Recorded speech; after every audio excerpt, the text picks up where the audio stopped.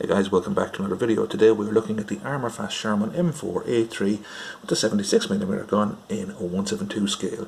This box contains two models, as it states there in the left hand corner, as is kind of the usual with Armourfast. These are a kind of a fast assembly or quick assembly product, and ideal for wargaming or kit bashing or anything like that, but the detail is a little bit less than in normal models. So, however, let's have a look at the box. Usual story, warnings, etc. on the sides, usual kind of scenario on either end of it, and of course exploded diagram on the back shows you how to put the kit together. Fairly straightforward, about 15 pieces or so.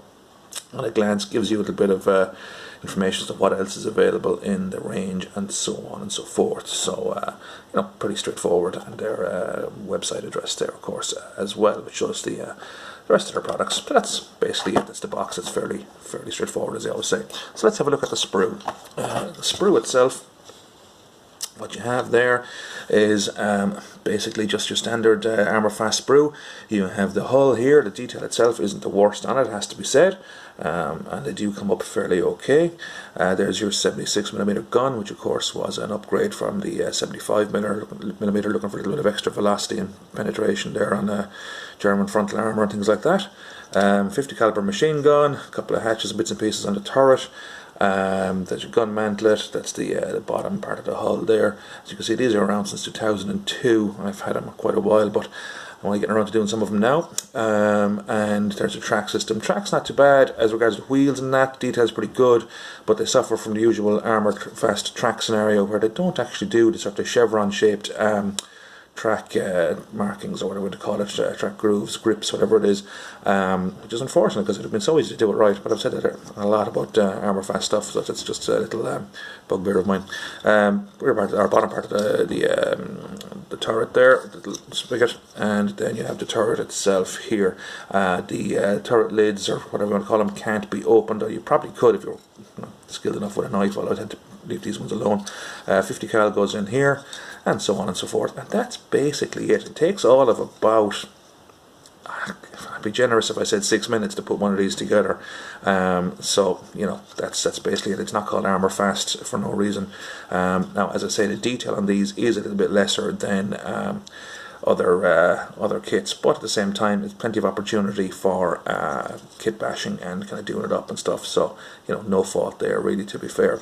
And a very handy little kits for wargamers like myself who want to put together battalions really quickly and aren't too pushed about massive detail, and I wouldn't be one for massive detail, and I don't have a huge skill level either, so from that perspective these suit me down to the ground. Anyway, I shall crack on and get this one and the other one together, and we'll do a little size comparison. I'll be back to you in 2 seconds. So we've returned with the finished model, or one of the finished models. Very basic, straightforward build, has to be said. It took all about, as I say, about 7 minutes to put it together. I did paint it beforehand and then give it a quick touch up and a quick dry brush. Now I haven't put any decals on it because decals or decals or markings or anything like that do not come with the kit, as is standard for Armourfast. However, I will be getting some stuff online, and I haven't decided quite what I'm actually putting on it yet, so that's why they are bereft of such markings. However, as I say, the final kind of weathering and bits and pieces will go on after that. But I said, look, might as well put it up and show you guys the finished product as we have it, or semi-finished anyway. So that's basically it. As I say, it comes together in 6 or 7 minutes maximum. Colours I used are 66 for the tracks. I will be putting a bit of rust on that later on. But also 159 for the vehicle itself. Now I normally use 86, but because I'm doing a standalone battalion and none of these things are matching in with any other existing kind of pieces I have, I was free to use a different colour, because I've been trying to get away from 86 for my standard colouring for a long time now at this stage, but at least this time I'm using 159s. I'm going to see how that works out. These are Humbrol enamels applied with a brush, as I've probably mentioned before in previous videos, but that's basically what I used anyway. But the as I say, the vehicle itself, as I say, it's a very basic model. Can't really fault it. It does what it says on the box. It's armour, it's fast, and there you go. And you know, that's basically it.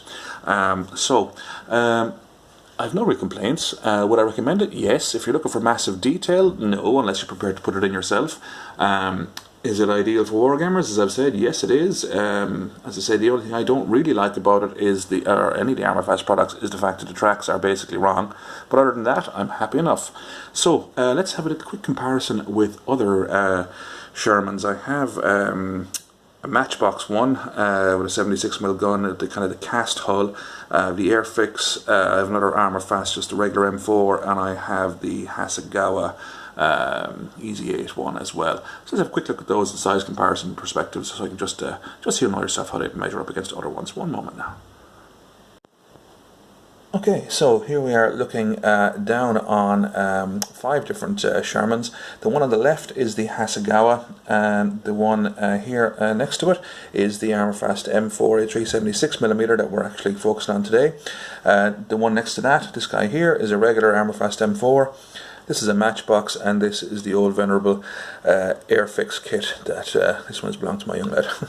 Anyway, so as you can see, the Hasegawa is the largest of the bunch, and a little bit, I don't know, would it be out of scale, but it's certainly bigger than any of the rest of them. But it's a fine kit, I must say. I really do like it. You can check out my video on that. Again, matches up pretty well with the Armourfast, as you'd expect. And the Matchbox, because the 3 of those are kind of a true 172, and the Airfix being 176 is smaller.